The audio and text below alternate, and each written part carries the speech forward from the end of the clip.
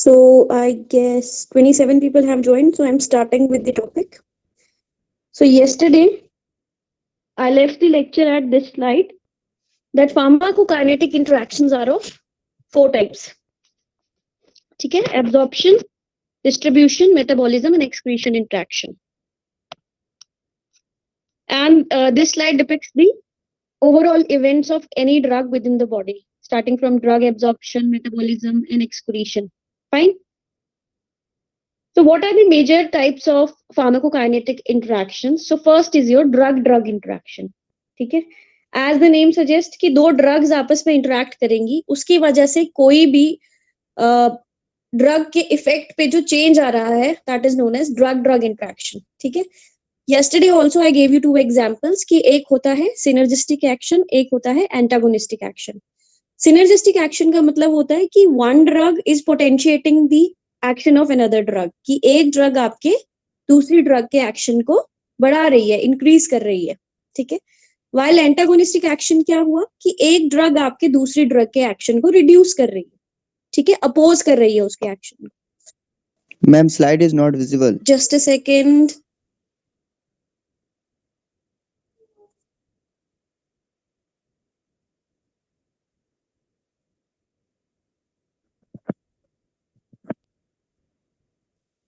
Is it visible now? Yes, ma'am. Yes, ma'am. Okay.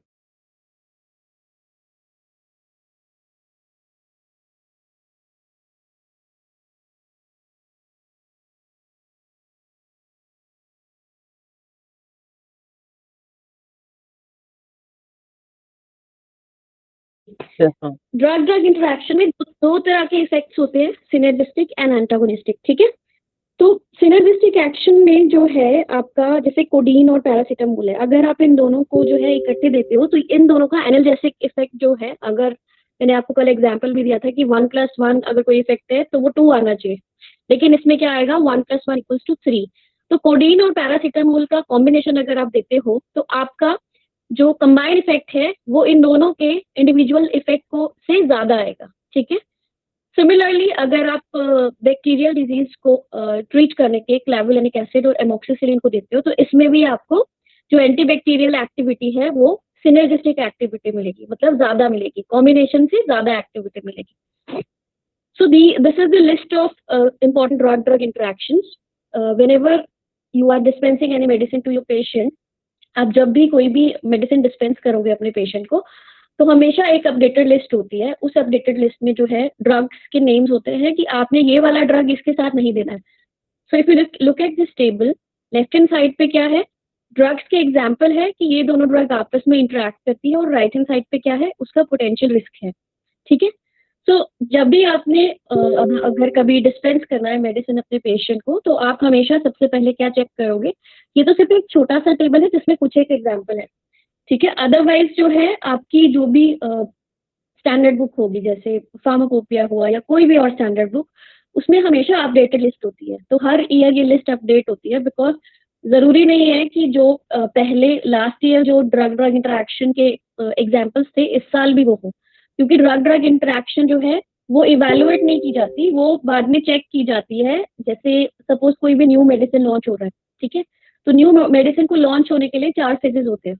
तो उन 4 phases में कभी भी किसी भी ड्रग का इंटरेक्शन नहीं चेक किया जाता.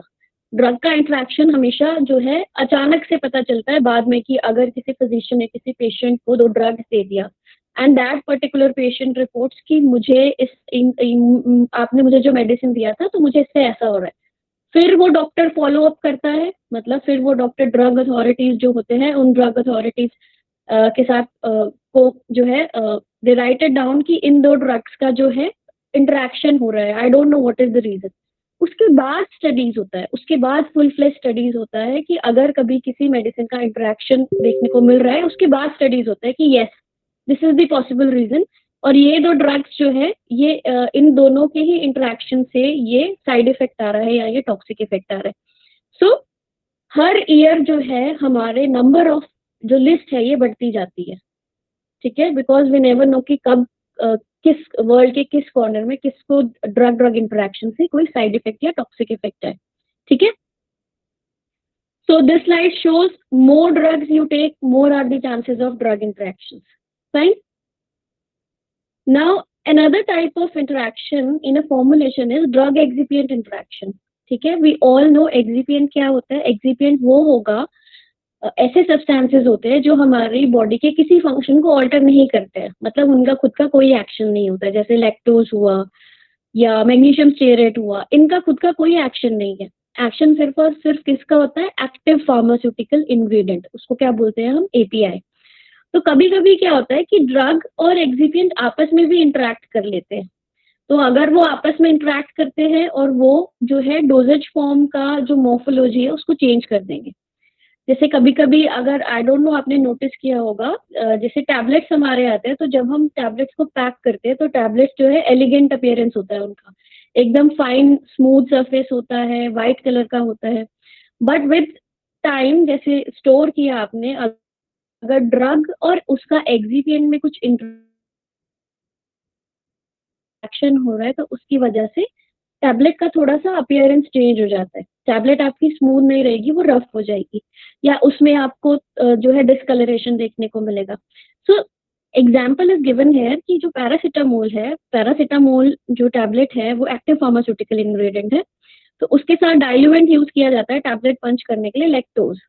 ठीक है, तो अगर इसमें लैक्टोज और मैग्नीशियम स्टेरेट दोनों हो तो इसमें क्या हो जाता है कि with time due to drug excipient interaction tablets जो है आपकी वो डार्क हो जाती है और उसकी इंटेग्रिटी खत्म हो जाती है. जैसे इन्होंने राइट हैंड साइड पे इमेज भी दे रखा है कि टैबलेट को अगर टैबलेट में ड्रग एक्सिपिएंट इंटरेक्शन हो रहा है, एक तो उसकी जो इंटैक्ट शेप थी वो लूज हो जाएगी, वो क्या है, पाउडर बन जाएगा या उसमें क्रिस्टलाइजेशन हो जाएगा, और साथ में आपको उसमें ब्राउन कलरेशन देखने को मिलेगी. So if suppose any of your patient you have dispensed a medicine, आपने उसको जो है एक मेडिसिन का स्ट्रिप डिस्पेंस किया, आपके पेशेंट ने वो स्ट्रिप घर जाके खोला और उसको लगेगा कि ये टैबलेट खराब है, इसमें तो इसके सरफेस जो है इट इज नॉट स्मूथ, इसमें कलरेशन हो गया.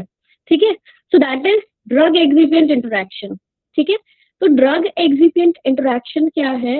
यूजुअली ये फॉर्मुलेशन से पहले ही स्टडी कर लिया जाता है. ठीक है, ड्रग एक्सिपिएंट इंटरेक्शन स्टडी करने के लिए फॉर्मुलेशन से पहले स्टडीज होता है जिसको हम कहते हैं pre formulation studies. Am I audible? Yes, Yes, ma'am. ma'am. Hello.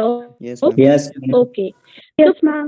Pre formulation stage ऐसा स्टेज होता है कि अगर मान लो if we consider basic example, जैसे ये हम पैरासीटामोल ही कंसीडर कर लेते हैं, तो आपने पैरासीटामोल की टैबलेट जो है वो पंच करनी है.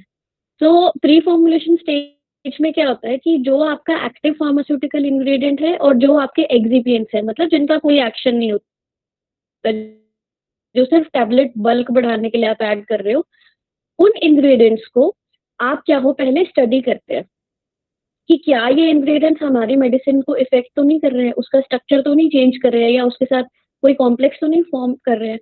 तो उसमें होता क्या है, उसमें पहले तो आपने इंडिविजुअल जितने भी आपके इंग्रेडिएंट्स है, जैसे आपका मेडिसिन जैसे पैरासिटामोल हुआ और जितने भी बाकी एक्सिपिएंट्स है, उसका कलर, उसका जो भी डाइल्यूएंट है, लैक्टोज है, इन सबको आपने क्या करना है, इन सबको फर्स्ट थिंग इज आइडेंटिफिकेशन.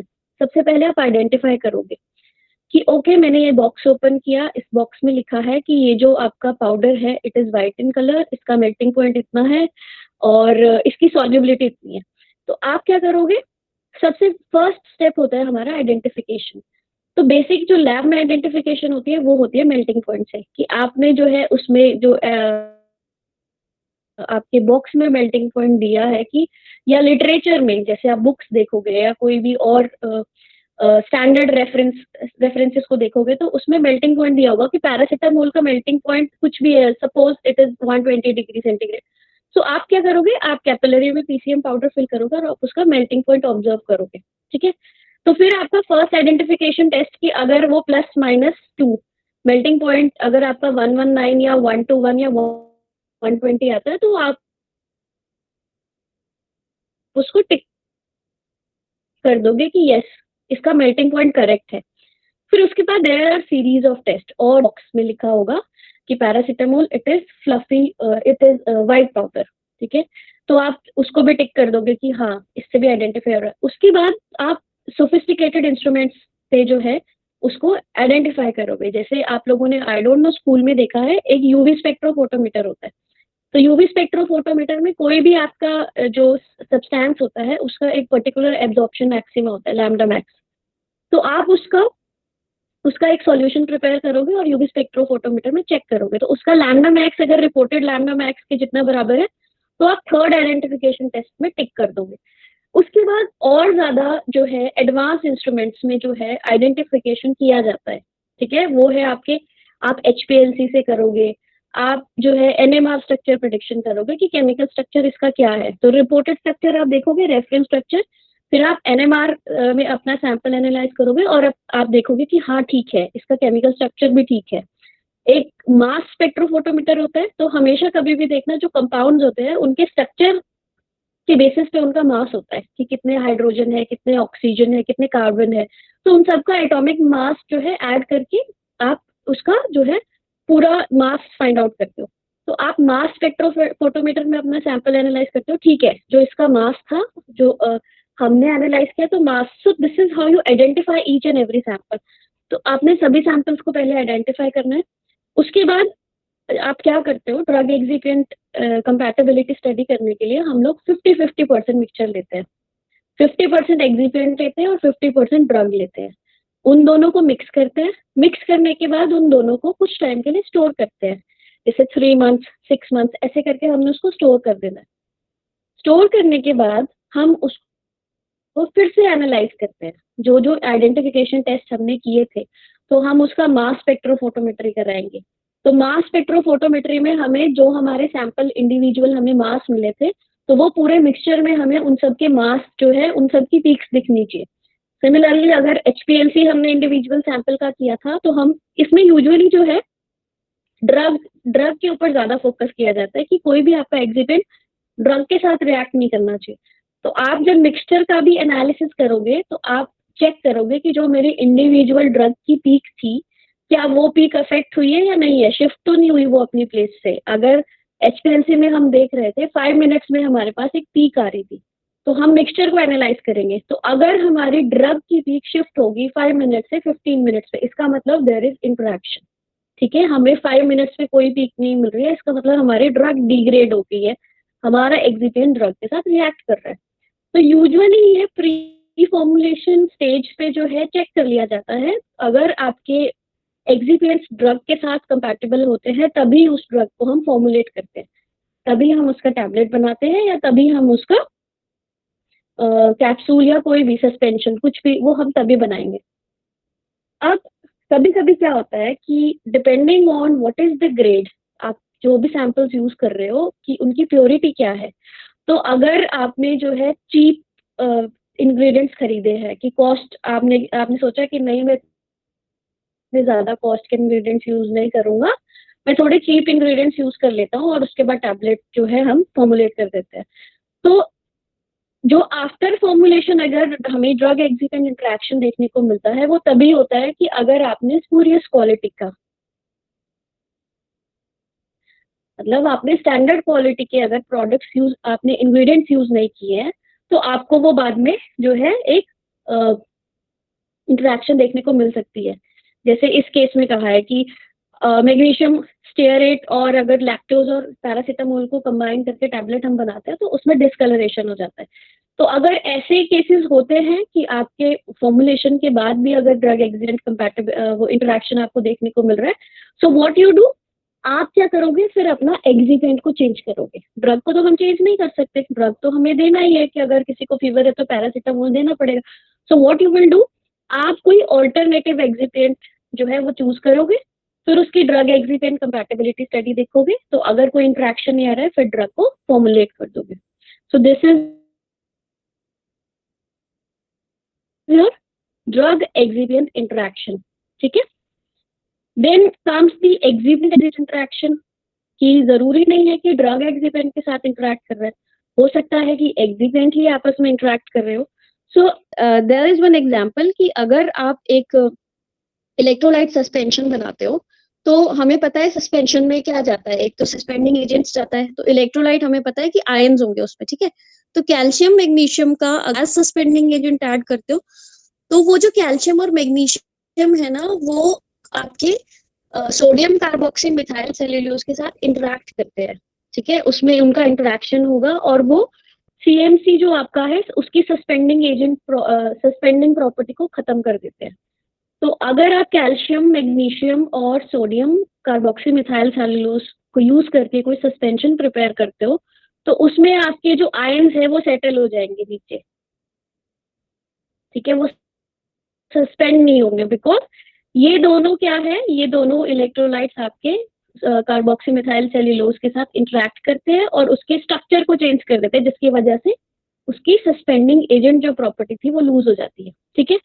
तो इस केस में भी जो अगर ऐसी कोई एग्जिपेंट इंटरेक्शन है, so what you can do कि आप कोई ऑल्टरनेटिव सस्पेंडिंग एजेंट जो है उसको यूज करके सस्पेंशन प्रिपेयर कर सकते हो।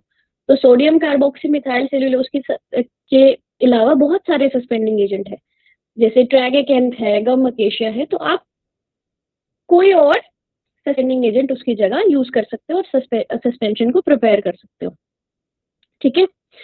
Then comes drug food interaction. Am I audible? Yes, ma'am. Yes. Yes, ma'am. Okay. Hello. Okay. Then comes your drug food interaction. So drug food interaction, as the name suggests, कि drug जो है, हमने जो भी food consume किया है वो उसके साथ interact करेगी, ठीक है। तो जैसे इसका एक बहुत सिंपल सा एग्जांपल इसमें दिया है, आपकी जैसे ब्लड थिनिंग ड्रग है वॉर्फरिन, इसका जो ब्रांड नेम है वो कॉमोडीन भी है, ठीक है। तो वॉर्फरिन की प्रॉपर्टी क्या है, वो ब्लड को थिन करता है, फाइन।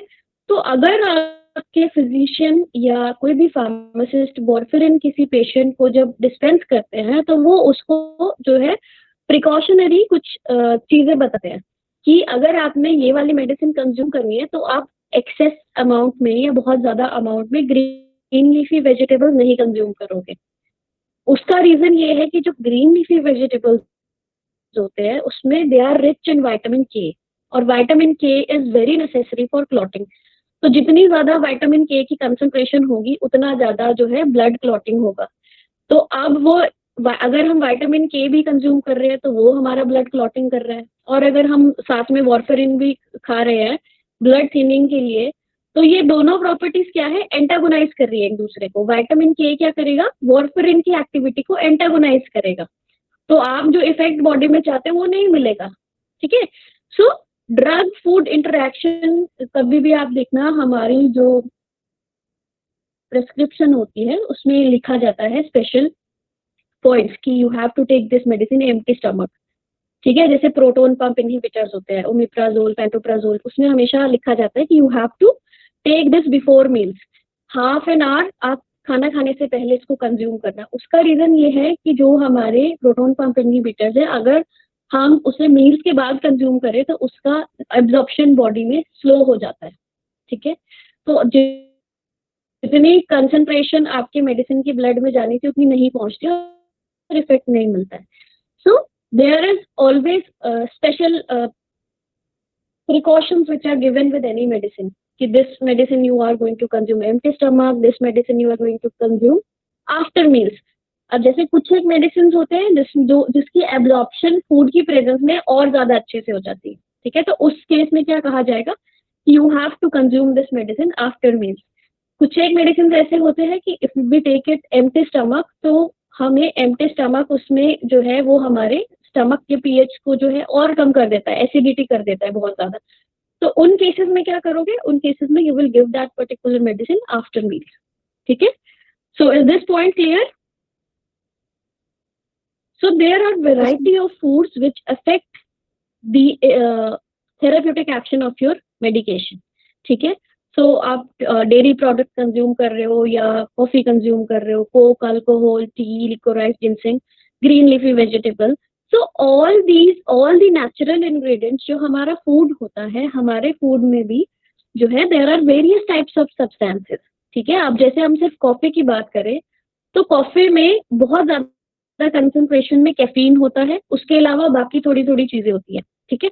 तो कैफीन का अपना एक स्ट्रक्चर है, तो जब भी एक केमिकल स्ट्रक्चर दूसरे केमिकल स्ट्रक्चर के साथ इंटरैक्ट करता है, अब हमारे मेडिसिन का भी कोई केमिकल स्ट्रक्चर होगा, तो वो दोनों इंटरैक्ट करेंगे तो कुछ भी इफेक्ट आपको मिल सकता है, हो सकता है एंटागोनिस्टिक इफेक्ट मिले, हो सकता है सिनर्जिस्टिक मिले, या हो सकता है वो आपकी मेडिसिन के साथ इनसॉल्युबल कॉम्प्लेक्स बना दे और एब्जॉर्प्शन ना हो पाए, मेडिसिन सॉल्युबलाइज ना हो पाए, ठीक है।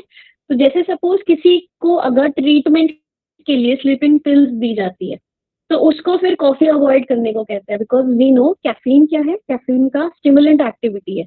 तो हम तो अपने पेशेंट को दे रहे थे कि उसको स्लीपिंग पिल लेके उसे प्रॉपर नींद आ जाए, लेकिन अगर कैफीन भी उसने साथ में कंज्यूम कर लिया तो कैफीन अपना एक्शन शो करेगा, कैफीन ने तो स्टिमुलेंट एक्शन शो करना है, तो वो उस वक्त स्लीपिंग पिल के एक्शन को एंटागोनाइज कर देगा, ठीक है। So this is how various types of food affect the therapeutic action of your drug, ठीक है। Then comes the last type of interaction कि आपका पैकेजिंग मटेरियल भी है, वो भी इंटरेक्ट कर सकता है, ठीक है, वो भी आपके डोजेज फॉर्म या फॉर्मुलेशन के साथ इंटरेक्ट कर सकता है। आपका पैकेजिंग मटेरियल के प्रॉपर्टी क्या होता है कि कभी कभी क्या है, पैकेजिंग मटेरियल हमारे जो भी फॉर्मुलेशन है उसके कुछ सब्सटेंसेस को एब्जॉर्ब कर लेता है। तो अगर फॉर्मुलेशन में से उसने कुछ सब्सटेंसेस को एब्जॉर्ब कर लिया, अब आपने वो फॉर्मुलेशन आपका पेशेंट कंज्यूम कर रहा है, तो उसके बॉडी में आपको कुछ और इफेक्ट देखने को मिलेगा। हो सकता है उसने कोई एक्सीपिएंट को एब्जॉर्ब कर लिया हो सकता है कभी कभी ड्रग भी जो है, आपके पैकेजिंग मटेरियल ड्रग सब्सटेंसेस को भी एब्जॉर्ब कर लेते हैं, तो हमें वो थेराप्यूटिक एक्शन नहीं मिलेगा जो डिजायर्ड है। सिमिलरली जो पैकेजिंग मटेरियल हमारा होता है वो अपने कंटेंट्स को लीच आउट भी करता है इनटू योर फॉर्मुलेशन। तो जैसे अगर मान लो कोई सस्पेंशन था which was stored in a bottle, तो आपका जो पैकेजिंग मटेरियल है उसमें से कुछ कंटेंट्स जो है लीच आउट होके आपके फॉर्मुलेशन में चले जाएंगे, तो भी वो क्या है, उसके प्रॉपर्टी को चेंज कर देगा, ठीक है। सो आपने जब भी पैकेजिंग मटेरियल सिलेक्ट करना है फॉर डिस्पेंसिंग योर फॉर्मुलेशन, जैसे अगर मान लो आपने सस्पेंशन प्रिपेयर किया है, तो your packaging material should be inert. आपका पैकेजिंग मटेरियल जो है इनर्ट होना चाहिए, ठीक है। So there are various grades of glass, बहुत सारे डिफरेंट ग्रेड्स ऑफ ग्लास आते हैं, जैसे सोडा लाइम ग्लास हुआ, बोरोसिलिकेट ग्लास हो। So depending on what kind of property you want, कि अगर आप स्पेशल ग्रेड का ग्लास चाहते हो जो सब बहुत ही ज्यादा इनर्ट है, तो आप वो वाला ग्लास यूज कर सकते हो, ठीक है। सो ग्लास जो है, ग्लास सबसे सेफेस्ट ऑप्शन होता है इन कंपैरिजन टू प्लास्टिक, ठीक है। So you will pack your material in inert type of pack your dosage form in inert type of packaging material, ठीक है। Now how to prevent drug interactions, ये सबको पता है, we are consuming drugs, we are consuming supplements, so how will you prevent drug interaction, ठीक है। so if your doctor has prescribed you any medication, आपको आपके डॉक्टर ने कोई भी ड्रग जो है प्रेस्क्राइब किया है, उसमें बहुत सारे और भी सप्लीमेंट्स वो देते हैं, मल्टीविटामिन आपको डॉक्टर दे देता है, हर्बल सप्लीमेंट्स दे देते हैं। So what you will do, अगर आपको लग रहा है कि जब से मैंने ये मेडिसिन लेनी स्टार्ट की है तब से मुझे इस टाइप का इफेक्ट आ रहा है, मुझे नोजिया वाली फीलिंग आ रही है, या मुझे वॉमिट करने का मन करता है, या मेरी बॉडी पूरी रेड हो गई है, so you will report that thing immediately to your doctor. आप सबसे पहले अपने डॉक्टर को वो सारी चीजें रिपोर्ट करोगे कि दिस इज माई कंडीशन, और मुझे ऐसा फील हो रहा है, और मुझे ये सब फील कब से हो रहा है, जब से मैंने मेडिसिन लेना स्टार्ट किया। सो आपके डॉक्टर क्या है, फिर इमिडिएटली चेक करेंगे कि ऐसा तो नहीं है कि ये जो मैंने इसे 2 मेडिसिन दिया है वो ड्रग इंटरेक्शन के लिस्ट में आता है। तो अगर ऐसा कुछ है तो your physician will either stop that treatment, या आपको कोई ऑल्टरनेटिव ट्रीटमेंट वो देंगे, ठीक है। उसके अलावा what you can do on your behalf, कि आपको जब भी प्रेस्क्रिप्शन मिलता है आपको मेडिसिन के साथ, तो आपने हमेशा एक बार प्रेस्क्रिप्शन जरूर क्रॉस चेक कर लेना है कि कौन सी मेडिसिन के आगे क्या लिखा है, कि इसको ट्वाइस अ डे लेना है, या विद मील लेना है, या आफ्टर मील लेना है। So you have to check that information given on a prescription and you will read it carefully, right? उसके बाद क्या आता है, ओवर द काउंटर मेडिकेशंस अगर कुछ है तो उसकी आप क्या कर सकते हो, हमेशा मेडिसिन, जैसे अगर सस्पेंशन का बॉटल है, so there is a label, तो लेबल में भी अगर जो ऐसी मेडिसिन होती है जिसमें कुछ उसको उसमें वार्निंग्स जो है वो दी जाती है स्पेशल केसेस में, so you will check that label. आप हमेशा you will pay attention to label, आप लेबल को जो है प्रॉपरली रीड करोगे और चेक करोगे कि इसमें कोई वार्निंग साइन तो नहीं है, ठीक है। उसके बाद आपका आता है, जब भी आपने कोई भी medicine, over the counter medicine आप ले रहे हो, या विटामिन या हर्बल सप्लीमेंट, कुछ भी, आप जब भी फार्मासिस्ट से कोई भी मेडिसिन लेने जाते हो तो आप अपने बिहाफ पे फार्मासिस्ट से पूछ सकते हो कि क्या इन मेडिसिन का कोई पोटेंशियल रिस्क तो नहीं है, ये इनको अगर मैं तीनों को एक साथ कंज्यूम करूंगा तो कुछ होगा तो नहीं, या मुझे एक मॉर्निंग में कंज्यूम करनी है, एक इवनिंग में। सो अगर आपको कोई भी डाउट हो, अगर डाउट नहीं भी हो तो भी आपको एक बार फार्मासिस्ट से हर एक मेडिसिन का जो है डिटेल दोबारा जो है प्रॉपरली पूछ लेना चाहिए, क्योंकि प्रेस्क्रिप्शन में कभी कभी समझ नहीं आता है कि लिखा क्या है। So that becomes your duty कि आपने कस्टमर होने की वजह से आप अपने फार्मासिस्ट से क्लैरिफाई कर सकते हो कि इन मेडिसिन का कोई पोटेंशियल रिस्क तो नहीं है, इन तीनों को मैं एक साथ कंज्यूम कर सकता हूँ, बिफोर मील लेनी है, आफ्टर मील लेनी है, मॉर्निंग में लेनी है, नाइट में लेनी है। सो वो सारी चीजें जो जो भी आपके माइंड में डाउट्स है उसको आप क्लैरिफाई कर सकते हो। So with this we end today's topic. आज का जो हमारा ये वाला फार्मास्यूटिकल इनकम्पैटिबिलिटी था वो कंप्लीट हो गया है। So if you have any doubt you can ask. Ma'am एक बार ड्रग एक्सिपिएंट इंटरेक्शन बता दीजिए। भव्य, ड्रग एक्सिपिएंट इंटरेक्शन का मतलब होता है कि अगर आपकी ड्रग, एक तो हमारा जब भी कोई फॉर्मुलेशन बनता है तो उसमें एक तो आपका एक्टिव इंग्रेडिएंट होता है कि जिसकी वजह से कोई बॉडी का फंक्शन चेंज होना है। जैसे अगर हम बात करें, फीवर रिड्यूसिंग कोई मेडिसिन है, अगर हम पैरासीटामोल की बात कर ले तो पैरासीटामोल की प्रॉपर्टी क्या है कि वो बॉडी में फीवर को रिड्यूस करेगा। तो जब आप पैरासीटामोल का टेबलेट बनाते हो तो पैरासीटामोल तो उसमें 500 mg होता है, लेकिन अगर आप टैबलेट को वे करोगे तो वो अराउंड 1 ग्राम होगी आपकी, या 250 mg। तो उसमें हम हमेशा एक्सिपिएंट्स ऐड करते हैं, डाइल्यूएंट ऐड करते हैं कि वो उस टैबलेट के बल्क को बढ़ा दे, ताकि आप जब पंच करो तो आपके कंटेंट्स इतने कम ना हो कि वो पंच ही ना हो पाए। तो उस कंटेंट्स को पंच करने के लिए, यूनिफॉर्म डिस्ट्रीब्यूशन करने के लिए हम एक्सिपिएंट्स ऐड करते हैं। तो एक्सिपिएंट्स का बॉडी पे कोई थेरेप्यूटिक एक्शन नहीं होता है, ठीक है। जैसे कलर्स हुआ या डाइल्यूएंट हुआ, इन सब का कोई थेरेप्यूटिक एक्शन नहीं है। तो आपका क्या होता है, कभी कभी ड्रग जो है, जितने आपने इंग्रेडिएंट्स उसमें और डाले हैं उनके साथ इंटरेक्ट कर जाती है, ठीक है। तो हो सकता है इंटरेक्ट करने के बाद आपके ड्रग का स्ट्रक्चर चेंज हो जाए, हो सकता है उनके बीच में ऐसा बॉन्ड बन जाए कि आप बॉडी में जो है वो आपने दिया डोजेज फॉर्म, लेकिन आपकी ड्रग फ्री फॉर्म में एग्जिस्ट ही नहीं कर रही है। तो जब फ्री फॉर्म में एग्जिस्ट ही नहीं करेगी तो उसका थेरेप्यूटिक एक्शन भी नहीं आएगा, ठीक है। तो हमें हमेशा drug with in the body, जब उसका एब्जॉर्प्शन है तो वो हमें फ्री फॉर्म में चाहिए होती है, ताकि वो हमारे बॉडी में रिसेप्टर्स के साथ बाइंड करे और अपना एक्शन शो करे।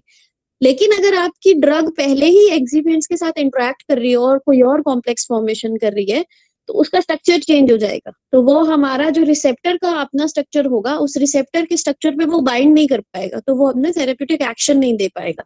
तो that is your drug excipient interaction, ठीक है। Yes ma'am.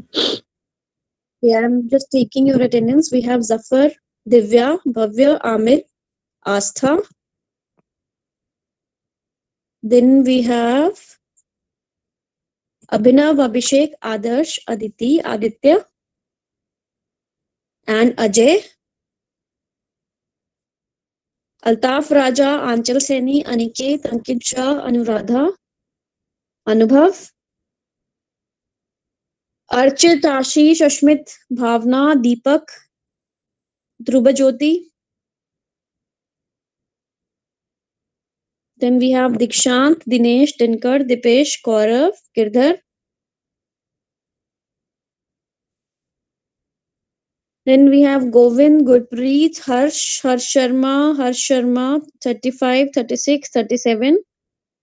Harshit Gupta, Harshpreet Saluja, Harsimran, Mohammad Imran, Inzamul, Jashanpreet, Jasleen Kaur, Kajal, Kamalpreet, Karan Gupta, Kartik Dhota, Kashish Sharma. Anyone else? Deepak Kumar, okay. Altaf Raja, Kartik Dhota.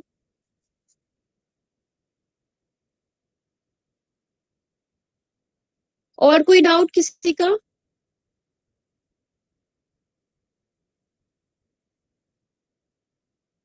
No, ma'am. No, ma'am. So if you don't have any doubt, you can leave the meeting. अगर किसी को doubt है, that person can stay and ask the doubt. Thank you, ma'am. Thank you, ma'am. Okay. Okay, okay. Thank you, ma'am. Ma'am आपने मेरी attendance लगा दी? Harsh Chaudhary? Yes नहीं ma'am. बच्चे, आपकी नहीं लगी है। ओके, और कोई?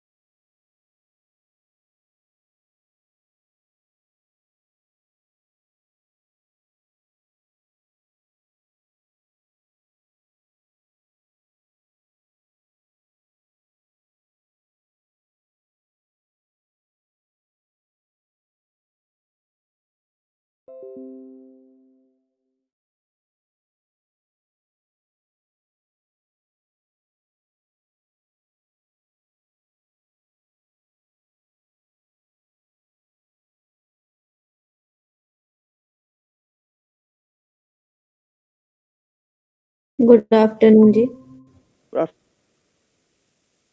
Afternoon ma'am. Good afternoon.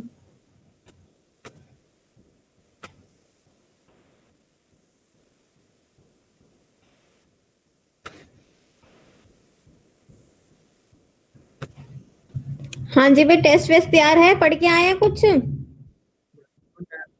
Good afternoon ma'am. Yes ma'am.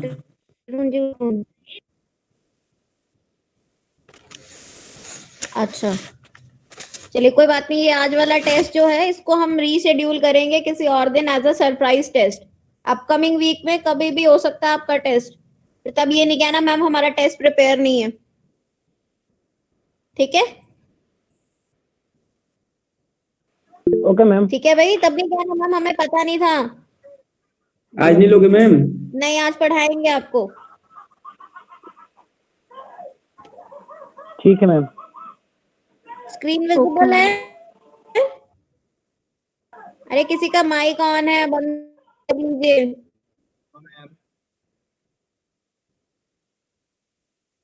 Screen visible? Yes ma'am. Ma'am एक बारी हाइपोक्सिया बता दो। हाइपोक्सिया मतलब होता है when there is low level of oxygen, the term is known as hypoxia. Hypo मतलब reduced amount, oxia मतलब oxygen. So reduced amount of oxygen is known as hypoxia. ठीक है? Yes ma'am. सो अभी तक हम लोगों ने जो भी पार्ट पढ़ा है उसमें स्टार्टिंग में if you remember हमने एक ब्लड सर्कुलेशन वाला पॉइंट पढ़ा था, in which we have studied कि किस तरह से deoxygenated blood आपके ब्लड जो हार्ट चैम्बर जो उसमें एंटर होता है वहां से वो ऑक्सीडेट होकर रेस्ट ऑफ द बॉडी में सर्कुलेट करता है। Can you explain the process behind that?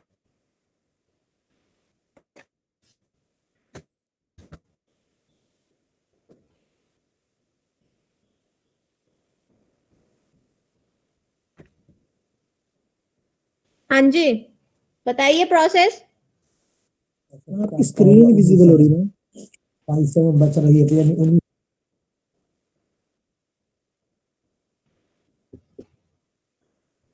सबको स्क्रीन विजिबल नहीं हो रही भाई? मुझे तो no ma'am. No ma'am. Yes ma'am. नहीं हो रही है मैम, नहीं हो रही है। स्क्रीन तो विजिबल है, आपको दिख क्यों नहीं रही है? हो रही। मैं दोबारा शेयर कर देती हूँ। आप लोग प्रोसीजर बताइए मुझे ब्लड सर्कुलेशन का।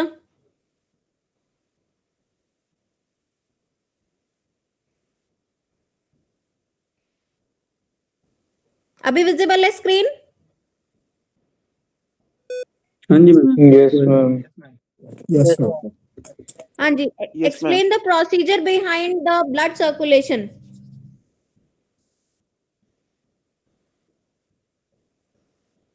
क्या बात हो गई है, क्लास ने पढ़ना छोड़ दिया क्या? No ma'am. फिर बताइए कैसे आपकी बॉडी में जो डीऑक्सीजनेटेड ब्लड है वो ऑक्सीजनेटेड ब्लड में कन्वर्ट होता है। मैम हार्ट पंप करता है तो ऑक्सीजनेटेड ब्लड पूरी बॉडी में जाता है, तो नॉट डीऑक्सीजनेटेड ब्लड बेटा वापस वो तो हार्ट तो करता ही है, प्रोसीजर बताओ पूरा। मैम पहले वेना कावा से सारा का सारा हमारा राइट एट्रियम में जाता है, फिर उसके बाद राइट वेंट्रिकल में जाता है, उसके बाद फिर यहाँ पल्मोनरी आर्टरी से जाता है लंग्स में, लंग्स से फिर आता है हमारे पास लेफ्ट वेंट्रिकल के राइट नहीं और लेफ्ट एट्रियम के अंदर, फिर उसके बाद अपना जाता है right ventricle, left ventricle and after that body में ऑक्सीजनेटेड। इसमें कहीं वॉल्व होते हैं, कहीं पर आपके कोरोनरी साइनस होता है, कुछ होता है? Yes ma'am. Yes ma'am. Archit firstly करना है मैम राइट हैंड साइड में जो है ट्राइकस्पिड वाल्व होता है, राइट राइट एट्रियम और राइट वेंट्रिकल, और दूसरी साइड जो होता है बाइकस्पिड वाल्व होता है। और फिर जब हम बाइकस्पिड पल्मोनरी, को क्या कहते हैं? और मिट्रल वाल्व भी कहते हैं उसको। ठीक है, माइट्रल वॉल कहते हैं। फिर उसके बाद जो है फिर जब वो पल्मोनरी आर्टरी में जाता है तो वहां पे भी एक वाल्व होता है, उसका सेमिल्यूनर वाल्व होता है वो वाला। फिर उसके बाद जब एयोर्टा में जब जाता है उस टाइम भी एक एयोर्टिक वाल्व होता है। एक एयोर्टिक वॉल्व होता है। ओके। अच्छा, एक चीज बताइए, जो ये आपका पूरा प्रोसीजर है इसमें इन्होंने वेना कावा के बारे में बात करे, तो क्या हमारे पास एक ही वेना कावा होती है जो ब्लड को जो है डीऑक्सीनेटेड ब्लड को एट्रियम में लेकर आती है? नहीं मैम, दो होती हैं, एक सुपीरियर हाँ वेना मैम, के दो बाद होती होती है है। और एक इंफीरियर वेना के बाद होती है। सुपीरियर और इंफीरियर। भव्य, पूरी प्रोसेस को दोबारा से एक्सप्लेन करोगे आप? Yes ma'am. मैम, फर्स्टली हमारे बॉडी में सुपीरियर वेना कावा हेड और आर्म से बॉडी आती है, फिर राइट आर्टरियम में, फिर इंफीरियर से लेग मतलब एब्डोमेन के नीचे के पार्ट से इंफीरियर वेना कावा से आती है, और कोरोनस साइनस से राइट आर्टरियम में आती है। उसके बाद कौन सा वॉल रहता है मैम, एक वॉल रहती है मैम, वो वॉल फ्लैप करती है और राइट आर्टरियम से मैम वो ब्लड राइट वेंट्रिकल में फ्लो हो जाते हैं। उसके बाद फिर वो वॉल फिर क्लोज हो जाती है मैम। उसके बाद फिर राइट वेंट्रिकल से पल्मोनरी वॉल ओपन होती है, और वहां से पल्मोनरी आर्टरीज से हमारे लेफ्ट और राइट लंग्स में चले जाते हैं डीऑक्सीजनेटेड ब्लड। उसके बाद फिर उधर से ऑक्सीजनेटेड होके वो पल्मोनरी वेन से वो लेफ्ट और राइट लंग से हमारे लेफ्ट आर्टरी में आ जाते हैं। उसके बाद फिर मैं वो जो ट्राइकस्पिड वॉल्व होता है वो ओपन होता है, और फिर वो हमारे ब्लड लेफ्ट वेंट्रिकल में आ जाते हैं।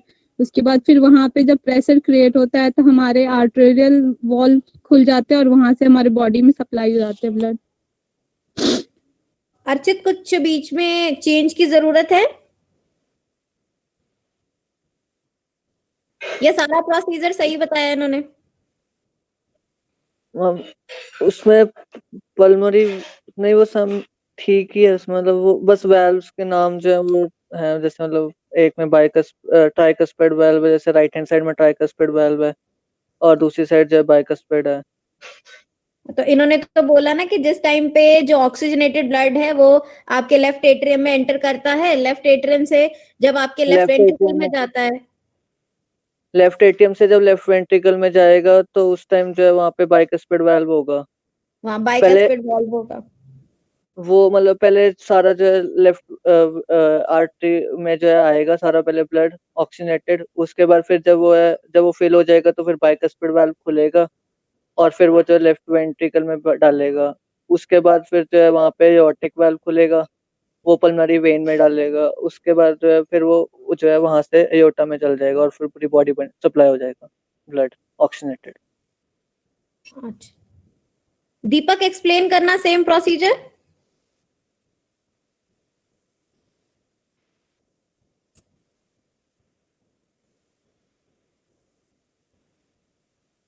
दीपक, आवाज ऑडिबल है आपको? यस मैम, क्या बोले मैम? ये जो प्रोसीजर है ब्लड सर्कुलेशन का, इसे एक्सप्लेन करना।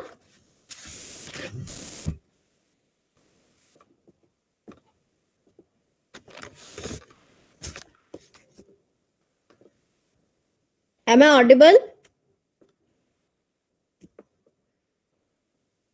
Yes ma'am. बाकियों को आवाज आ रही है? Yes ma'am.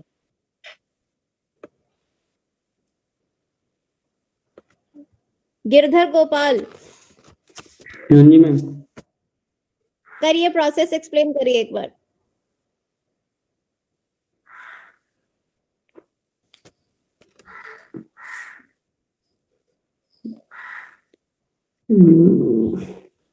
मैम ये हमने मैम हिंदी में एक्सप्लेन कर दूं?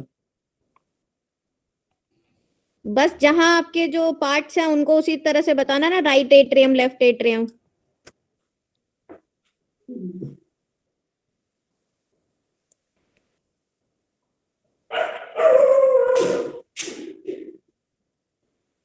Sorry ma'am.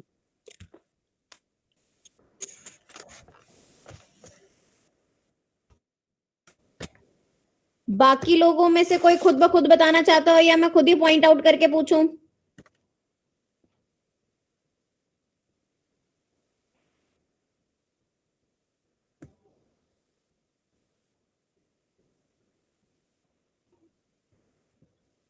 हाँ जी दिनेश।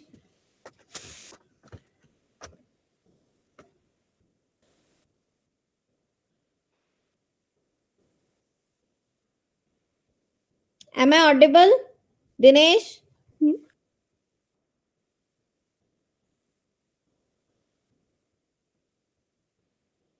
अनुराधा आप बताइए। Yes ma'am. मैम हमारे सबसे पहले क्या होगा, एक्सप्लेन करोगे बच्चे? Yes ma'am. जो हमारी सुपीरियर वेना कावा होगी, वहां से जो हेड और आर्म से जो ब्लड होगा वो सुपीरियर वेना कावा के थ्रू, और लेग्स और बेली से जो होगा वो इन्फीरियर वेना कावा से आएगा, और जो कोरोनरी वेना कावा होंगे वहां से जो होगा हार्ट का जो डीऑक्सीजनेटेड ब्लड होगा वो कैरी करेगा। तो फिर उसके बाद क्या होगा, जो वेना कावा होगा वहां से डीऑक्सीजनेटेड ब्लड आएगा और वो राइट आर्टरी में आएगा। राइट आर्टरी में आएगा, उसके बाद क्या होगा, वहां पे ट्राइकस्पिड वाल्व होगा वो ओपन होगा, तो वहां से जो होगा वो राइट वेंट्रिकल में जाएगा। राइट वेंट्रिकल में जाने के बाद उसके बाद क्या होगा, पल्मोनरी आर्टरी के थ्रू वो लंग्स में चला जाएगा। वहां पे वो जो ब्लड होगा वो ऑक्सीजनेटेड होगा, और उसके बाद क्या होगा, लंग्स उसके बाद वो लेफ्ट आर्टरी में आएगा। लेफ्ट आर्टरी में क्या होगा, बाइकस्पिड वाल्व होगा वो ओपन होगा, और ब्लड जो होगा वो लेफ्ट वेंट्रिकल में जाएगा। लेफ्ट वेंट्रिकल में जब ब्लड जाएगा तो वहां से पंप होएगा और वो अरोटा में जाएगा। अरोटा से फिर all parts of the body में जाएगा। फर्स्ट ऑफ ऑल यहाँ पर राइट और लेफ्ट एट्रियम है, आर्टरी Yes, नहीं है, एट्रियम है। Yes, ठीक है। और सेकेंडली जब आपका ब्लड ऑक्सीजनेट होता है उस टाइम पे पल्मोनरी वेन से जो है आपके लेफ्ट एट्रियम में आता है। yes, ठीक है। जैसे पल्मोनरी आर्टरी जो है वो डीऑक्सीजनेटेड ब्लड कैरी करके ले जा रही है, वैसे ही ऑक्सीजनेटेड ब्लड को आपके लंग्स से आपके चैम्बर्स तक पहुंचाने का काम पल्मोनरी वेन का yes, होता है। ma'am. Yes, ठीक है। उसके बाद आपका ब्लड जो है आयोटा के थ्रू जो कंप्लीट आपकी बॉडी ऑर्गन है या आपकी पूरी बॉडी है वहां तक पहुंच जाता है। ठीक है। Okay, ma'am. So this type of, हाँ दीपक। मैम मेरा आवाज जा रहा है? हाँ हाँ आ रही है आवाज आपकी। मैम आप क्या पूछ रहे थे? अब पता नहीं, आवाज ही नहीं आ पा रहा। मैंने पूछा था ब्लड सर्कुलेशन का प्रोसेस। बताऊं? आपको मेरी आवाज सुनाई दे रही है? यस मैम आ रही मैम। अब बताओ मैम। हाँ हाँ बताइए। मैम सबसे पहले हेड जो होता है वहां से ब्लड जो होता है वो आता है और राइट एट्रियम में, और फिर राइट एट्रियम से राइट वेंट्रिकल में जाएगा, और फिर वहां से मैम प्यूल्मोनरी आर्टेरियर में जाएगा, और फिर वहां से लेफ्ट आर्टेरियम में जाएगा, और फिर मैम वहां से ब्लड जो है सो अरोटा होकर के सप्लाई होगा। सारा कुछ गोलमाल कर दिया हमने। हाँ, लंग्स के पास तो गया ही नहीं ब्लड, प्यूरिफाई नहीं होगा तो डीऑक्सीजनेटेड ब्लड थोड़ी ना घूमेगा सारी जगह।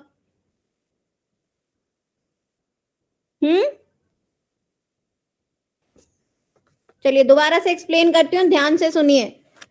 ब्लड सर्कुलेशन मतलब कि जो भी आपका डीऑक्सीजनेटेड ब्लड होता है, ठीक है, वो आपके हार्ट के चैम्बर्स में आता है, लंग्स में जाके प्योरीफाई होता है और फिर आपके जो रेस्ट ऑफ द बॉडी में पहुंचता है।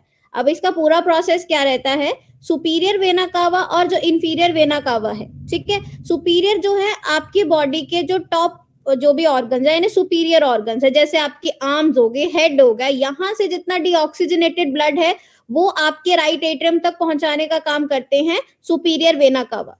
जो आपकी इंफीरियर बॉडी है, जैसे आपके लेग्स होगी, बेली एरिया हो गया, यहाँ से जितना भी आपका डीऑक्सीजनेटेड ब्लड है वो लेकर जाती है इंफीरियर वेना कावा। ठीक है। फिर आता है कोरोनरी साइनस। ठीक है। कोरोनरी आपका वेना कावा नहीं होता, कोरोनरी आपकी साइनस होता है। ठीक है। जो आपका कोरोनरी साइनस है उसका काम है हार्ट का जितना भी डीऑक्सीजनेटेड ब्लड है उसको कहाँ जाके पोर करना है, राइट एट्रियम। सो अल्टीमेटली पूरी बॉडी का डीऑक्सीजनेटेड ब्लड जाता है राइट एट्रियम। ठीक है। राइट एट्रियम से अब आपका जो ब्लड है वो जाएगा राइट वेंट्रिकल में with the help of the valve, that is AV valve. अगर आप राइट साइड के एवी वॉल्व की बात करते हैं, that is your tricuspid valve. ठीक है, उस वॉल्व की वजह से क्या होता है, बैक फ्लो नहीं होता ब्लड का। जब एट्रियम से वेंट्रिकल में ब्लड जा रहा है तो वॉल्व की हेल्प से वो सिर्फ वेंट्रिकल में रह जाता है, ऐसा नहीं होगा कि वेंट्रिकल से वापस एट्रियम में जाएगा। ठीक है, अब आपका जो राइट वेंट्रिकल है वहां से ब्लड जा रहा है पल्मोनरी आर्टरी में।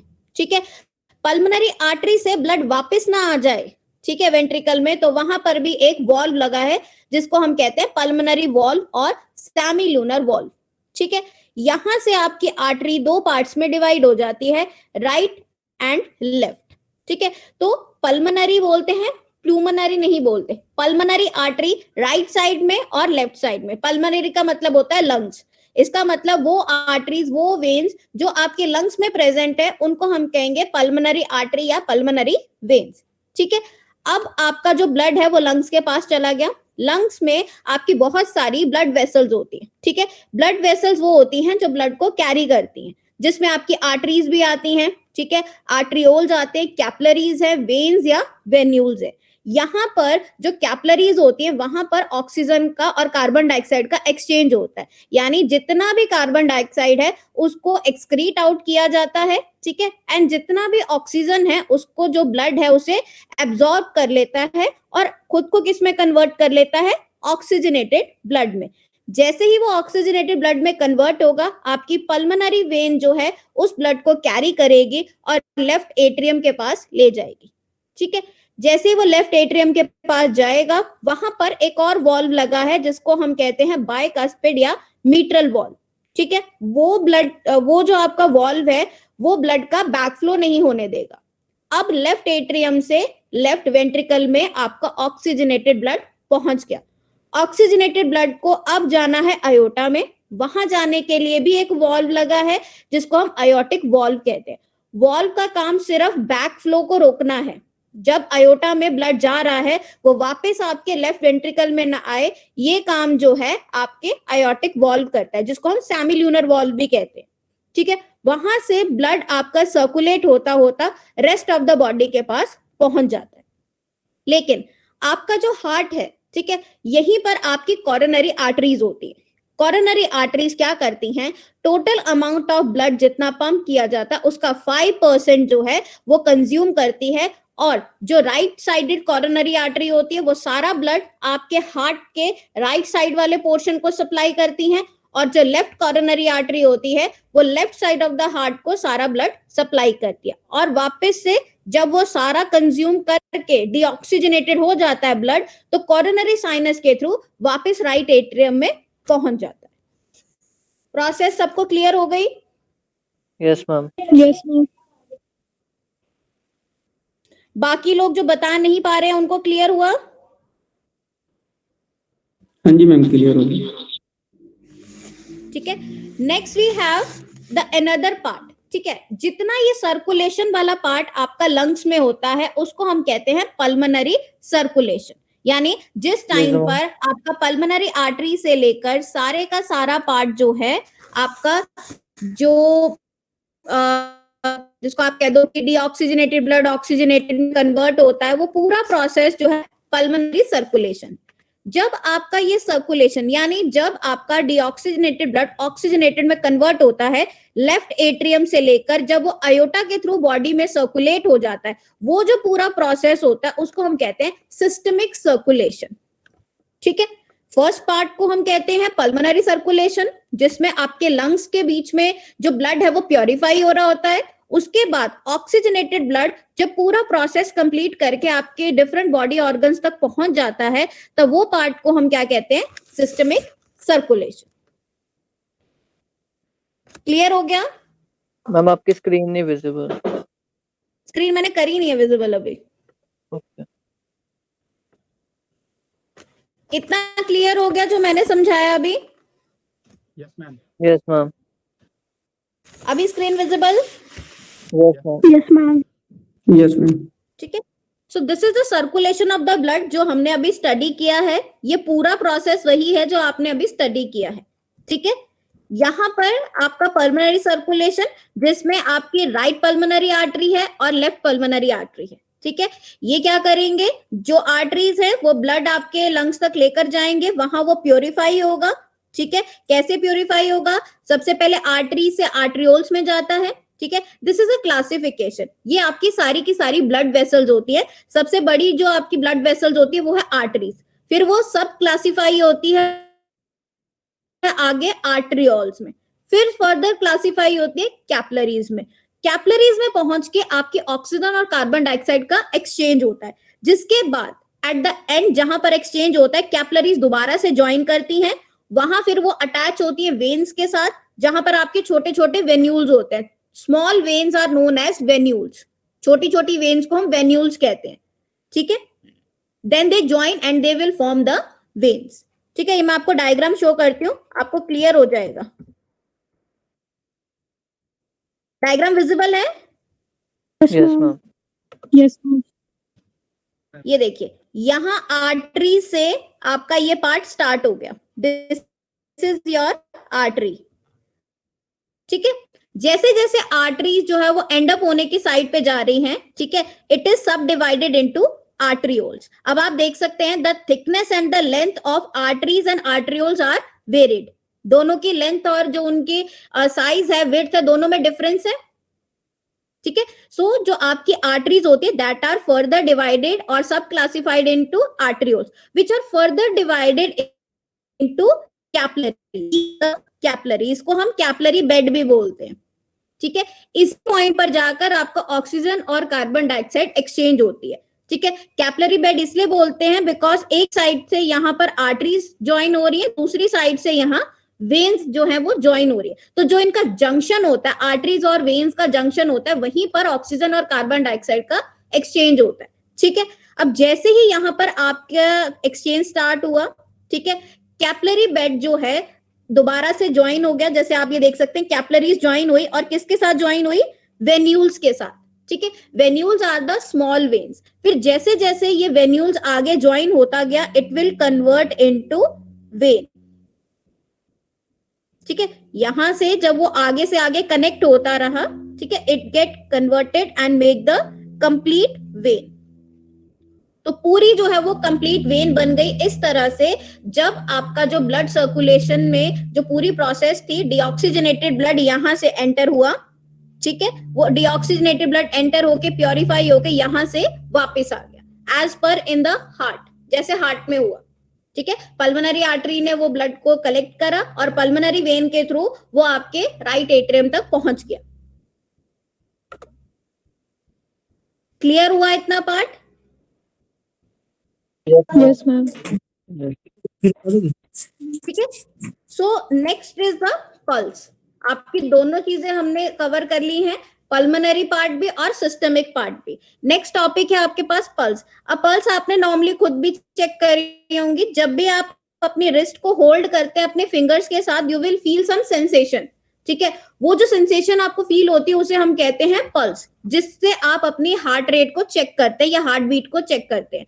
सो it is defined as BPM, beats per minute. तो जो नॉर्मल या रेस्टिंग पोजीशन पे अगर हम ये देखें कितनी नॉर्मल है हार्ट रेट या heart beat, it is 60 to 80, ठीक है। तो 60 से लेके 80 के बीच की जो रेंज होती है that is considered as the normal one, ठीक है। आपको याद होगा मैंने आपको हार्ट रेट के हिसाब से 3 डिसऑर्डर्स भी बताए हैं हार्ट के। Can anyone name that disorders? Heart beat बढ़ जाए, Yes, ma'am. कम हो जाए, इरेगुलर हो। फास्ट हार्ट बीट होती है तो उसको टेकिकार्डिया बोलते हैं, स्लो होती है तो ब्रेडिकार्डिया बोलते हैं और इरेगुलर होती है तो आर्थीमिया बोलते हैं। अरिथमिया बोलते हैं उसको, ठीक है। जो टेकिकार्डिया होता है, हार्ट रेट बढ़ने का मतलब क्या, अगर 80 से 85 हो गया तो मैं उसको टेकिकार्डिया कहूंगी? No ma'am. What ma'am? अगर आपकी हार्ट रेट जो है या हार्ट बीट जो है वो 85 हो जाए या 90 हो जाए तो आप उसको टेकिकार्डिया कहेंगे? नो मैम, वो 100 से अबव होगा तभी बोलेंगे। Exactly. When your Yes. heart rate or heart beat is more than 100 per minute. एक मिनट में अगर आपकी हार्ट बीट 100 या 100 से ज्यादा हो तो उसको हम टेकीकार्डिया कहेंगे. ब्रेडिकार्डिया कब कहेंगे?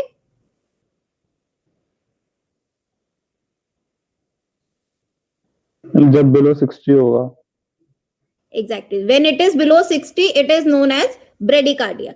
And if it is irregular, कभी ज्यादा हो रही है हार्ट बीट, कभी कम हो रही है, रेगुलरिटी नहीं है उस चीज में, then it is known as arrhythmia और irregular heart beat. ठीक है.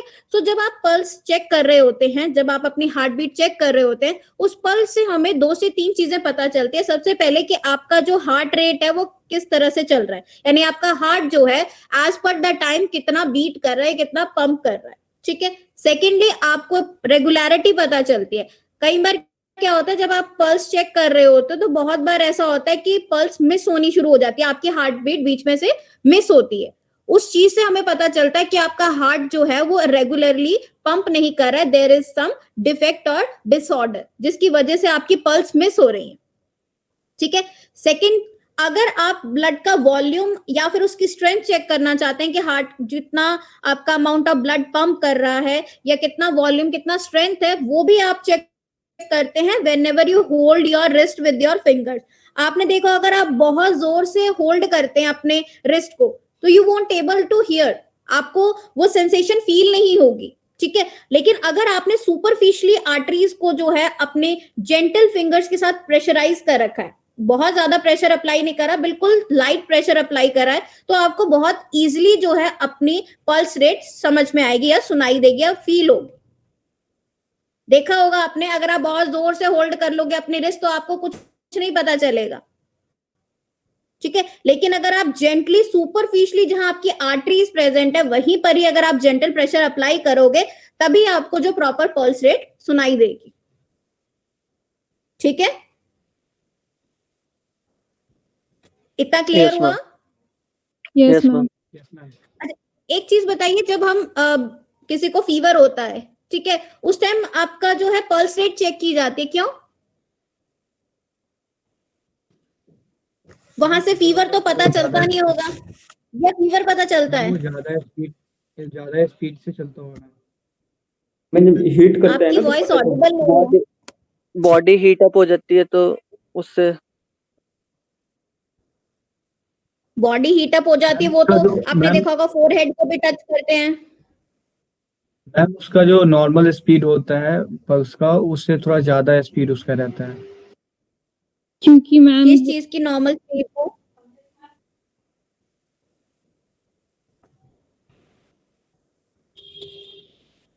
कौन सी चीज हाई स्पीड पे चली जाती है? Pulse rate. Pulse rate high हो पल्स जाता है. का जो स्पीड होता है वो. हाँ, जिस टाइम पर फीवर होता है उस टाइम आपकी जो पल्स रेट होती है वो बढ़ जाती है. So by checking on the pulse rate, ठीक है, तो उस पल्स रेट से जो है हमें पता चल जाता है पेशेंट को फीवर है कि नहीं. सेकेंडली आपने एक और चीज देखा होगा, आप 1 मिनट तक पल्स के लिए चेक करते हैं, है ना, कि 1 मिनट में कितनी बार बीट कर रहा है. डॉक्टर आपका मुश्किल से 5 या 10 सेकेंड में देखकर छोड़ देता है, ऐसा क्यों?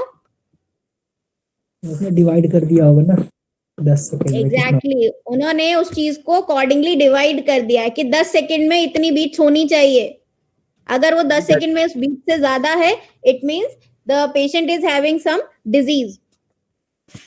ठीक है, मतलब वो याद करके रखते हैं कि इतने पल्स होने चाहिए इतने सेकंड में. बेटा इतना प्रैक्टिस याद हो जाता है. 10 सेकंड में आप अगर 1 मिनट को कैलकुलेट करो, 1 मिनट में 60 सेकंड होते हैं, 60 सेकंड में आपका normal 70 to 80 beats per minute होना चाहिए. तो अकॉर्डिंगली 10 सेकंड्स के लिए आप डिवाइड करके कैलकुलेट कर लो, आपको 10 सेकंड के लिए याद हो जाएगा. फिर उतनी बार जब भी आप होल्ड करेंगे 10 सेकंड के लिए, आप देखेंगे आपको पता चल जाएगा कि इसमें आपकी बीट 7 होनी चाहिए, 8 होनी चाहिए, कितनी होनी चाहिए, वो अपने आप आपको देख के पता चल जाएगा. It is known as practice. जब आप 1 मिनट में याद रख सकते हो फिर आपको 10 सेकंड में भी याद हो जाता है. ठीक है. Yes ma'am.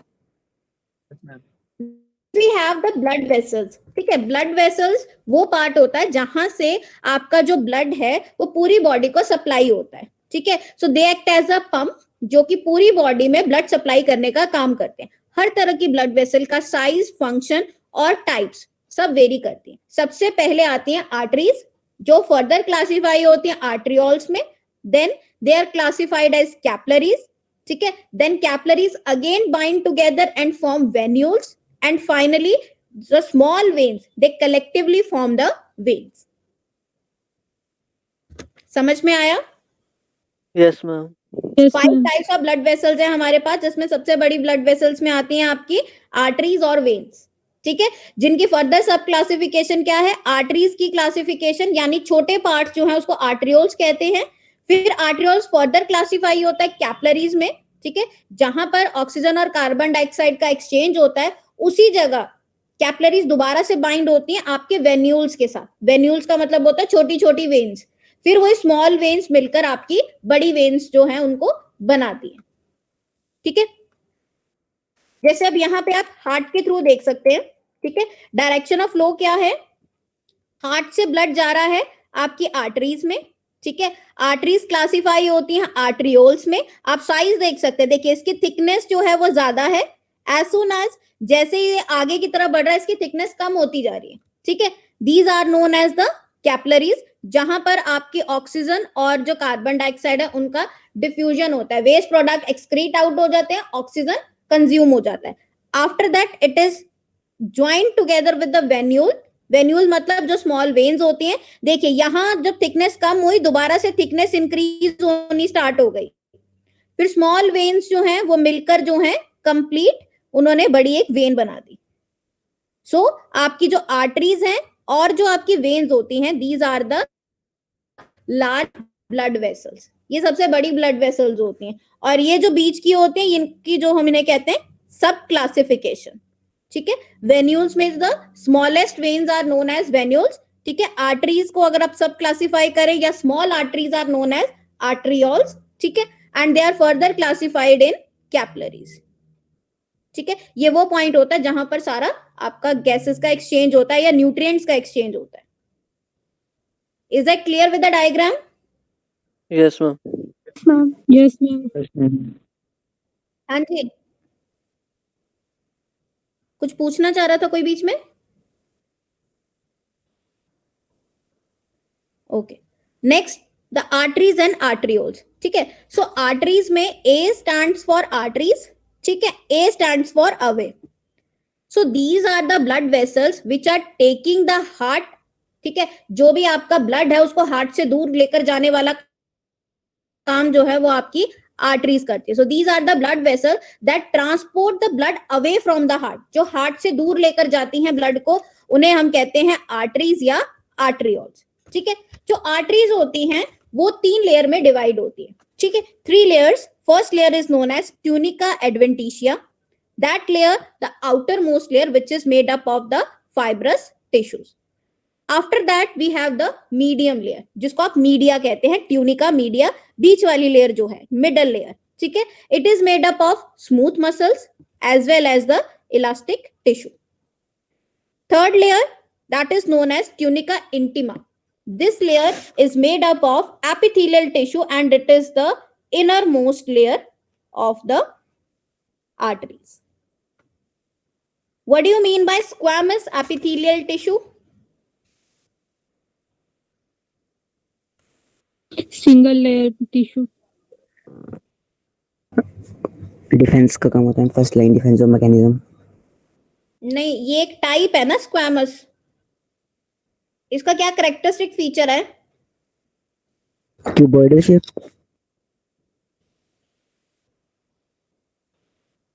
कवर करेगा, बताओ भाई, ऐसा ही होता है? फ्लैट होते होंगे।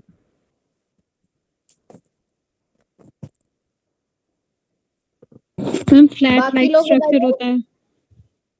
हाँ, फ्लैट लाइक स्ट्रक्चर होता है। और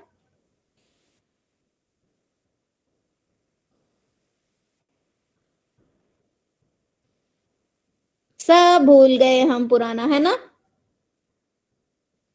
लाइनिंग प्रोवाइड करता है। इतना याद किया था कि हमें पेपर तक याद रहे, फिर हम भूल जाएं।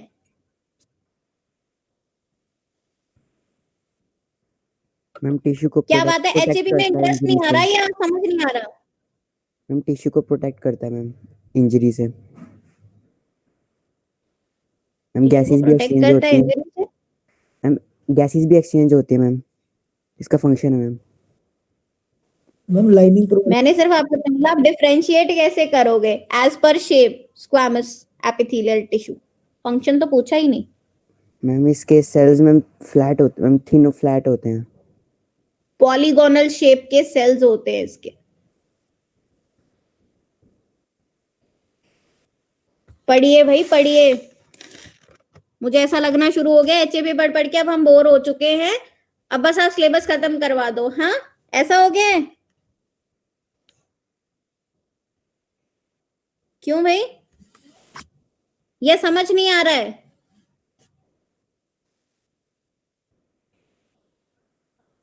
बताइए। अरे भाई आप ही लोगों को पूछ रही हूं मैं, क्या मेरी आवाज नहीं पहुंच रही? आ रही है मैम। तो फिर हम बताते क्यों नहीं है? समझ में नहीं आ रहा है या हम पढ़ नहीं पा रहे हैं? मैम कम समझ में आ रहा है। मैम आ रहा है समझ तो। मैम समझ हम तो आ बता रहा है। क्यों पढ़ने नहीं का पाते? टाइम। मैम आ रहा है समझ में। बोल रहे होंगे मैम भूख लग रही है, बाद में समझा लेना। Yes ma'am. ऐसे सोचते हैं हम मन में, मैडम बाद में पढ़ा लेना, अभी भूख लग रही है हमें। No ma'am.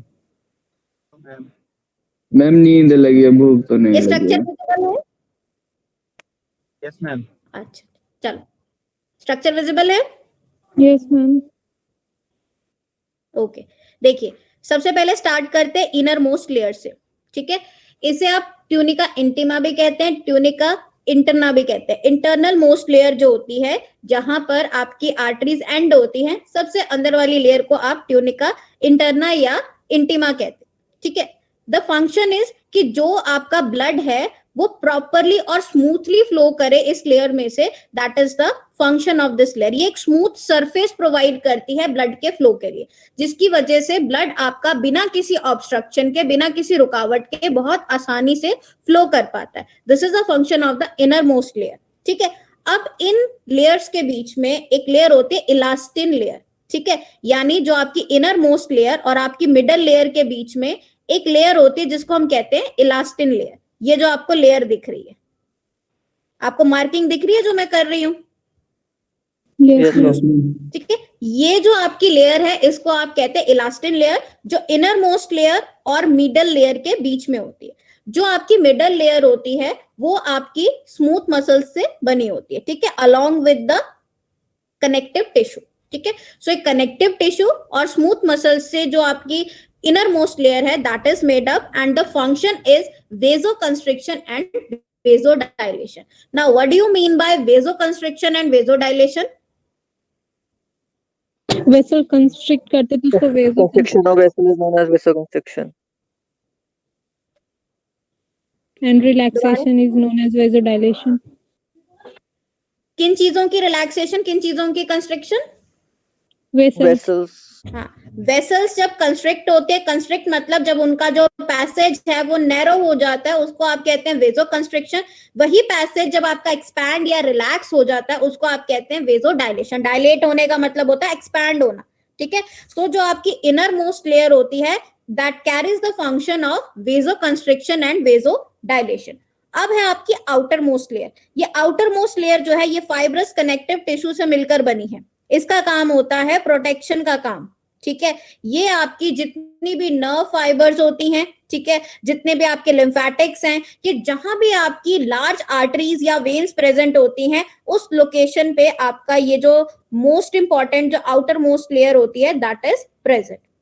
ठीक है, तो ये जितनी भी आपकी लार्ज आर्टरीज या फिर लार्ज वेन में इस जो ये वाली लेयर है आपकी बाहर वाली लेयर है, इसको हम वेसोरम कहते हैं। ठीक है, वैसा वेसोरम, या फिर इसका जो फंक्शन अगर आप देखते हैं तो this is the protection of arteries. ठीक है, सो आर्टरीज को प्रोटेक्ट करने का काम आपकी आउटर मोस्ट लेयर का है।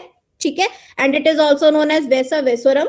ठीक है, जहां पर आपकी जो आर्टरीज है, ये जो बाहर वाली लेयर है, ये प्रेजेंट होती है आपकी बड़ी आर्टरीज और वेन्स में। ठीक है, देन इनर मोस्ट लेयर का काम होता है वेजो कंस्ट्रिक्शन और वेजो डायलेशन करने का, जो कि बनी है स्मूथ मसल्स के साथ, ठीक है, और साथ ही साथ कनेक्टिव टिश्यूज उसमें ऐड होते हैं। सबसे अंदर वाली लेयर जो होती है आपकी, वो बनी होती है एपिथेलियल सेल से, ठीक है, और वहां पर क्या होता है, स्मूथ सरफेस होता है जिससे आपका ब्लड जो है वो बहुत इजीली फ्लो कर सके, ठीक है। जितना इजीली आपका ब्लड फ्लो करेगा उतना एक्यूरेटली वो अपनी डेस्टिनेशन तक पहुंचेगा। अगर इनमें कोई दिक्कत आती है तो ब्लड के फ्लो में ऑब्स्ट्रक्शन आनी स्टार्ट हो जाएगी, रेजिस्टेंस आनी शुरू हो जाएगी, ठीक है, तो ब्लड प्रॉपर्ली फ्लो नहीं कर पाएगा। तो इनर मोस्ट लेयर क्या करता है, आपका जो ब्लड फ्लो है उसको एप्रोप्रिएटली जो है अपनी लोकेशन तक पहुंचाने का काम करते हैं। सो this is the anatomy of a artery. आपको क्वेश्चन आ सकता है explain the anatomy of the artery, तो ये सारा आपको एक्सप्लेन करना है, डायग्राम बनाने के बाद उसको एक्सप्लेन भी करना है। इतना क्लियर हो गया? Yes ma'am. Yes ma'am. ठीक है, बाकी Excuse नेक्स्ट ma'am. लेक्चर में कवर करेंगे। कल का पता है ना आप लोगों को? एक्स्ट्रा क्लास के लिए बोला है मैंने, हाँ जी मैम, कल छुट्टी है। एक्स्ट्रा क्लास में ऑलरेडी बता चुकी हूँ। Yes, those ma'am. Who want to attend, revision करवाऊंगी मैं। कब से कब मैम? कब से कब? Timing 9 to 10। Okay ma'am. अरे मैम सुबह Okay, सोना ma'am. होता है मैम, लेट कर लो थोड़ा सा। बेटा it is only for 9 to 10, those who want to attend they can. उसके बाद बाकी लोगों का Okay, भी ma'am. Thank schedule you. होता है। Okay okay ma'am. हाँ दीदी, मैम अनिकेत की प्रेजेंट लगा दो, बार बार लीव हो जा रहा है, नेटवर्क इशू है। ठीक है, मैं लगा देती हूँ attendance. Yes ma'am. Excuse ma'am. हो गई मैम? हाँ अर्चित, मैम अगर जैसे वेन्स और आर्टरी को डिफरेंशिएट ल्यूमन के बेसिस पर करेंगे तो ल्यूमन आर्टरी का थिक होता है या वेन्स का? ऑलमोस्ट सेम होते हैं। मतलब Ma'am? डिफरेंशिएट अगर करना है उसमें डिफरेंस नहीं नहीं होता, वो आप आर्टरीज और आर्ट्रियोल्स में देखेंगे तब डिफरेंस आता है। Okay ma'am. डिफरेंशिएट उनके फंक्शन के बेस पे करेंगे ना हम। मतलब ल्यूमन के बेसिस पे नहीं होगा ना कोई, मतलब आपने अनिकेत का बताया था? एक मिनट, अनिकेत का नाम बताया था ना आपने अटेंडेंस यस के लिए? Ma'am. Yes ma'am. Okay, ma'am कौन से टॉपिक की कल ठीक है, रिवीजन? और तो नहीं है कोई जिसका नेटवर्क इश्यूज चल रहा हो? मैम हो गई अटेंडेंस? हाँ जी Harsh Sharma, you can leave. Thank you ma'am. Ma'am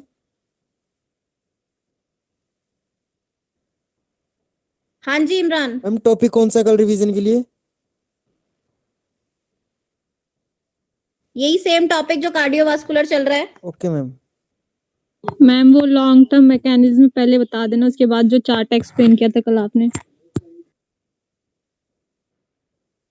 हाँ, वो कल आपके जो भी डाउट्स हैं आप पूछ सकते हो। मैम तो आज आप पीटी ठीक है। शेयर कर दोगे इसकी? हाँ शेयर कर दूंगी ma'am. Okay ma'am. Okay thank you ma'am. Attendance done, you can leave. Thank you ma'am. Thank you ma'am. थोड़ा फोकस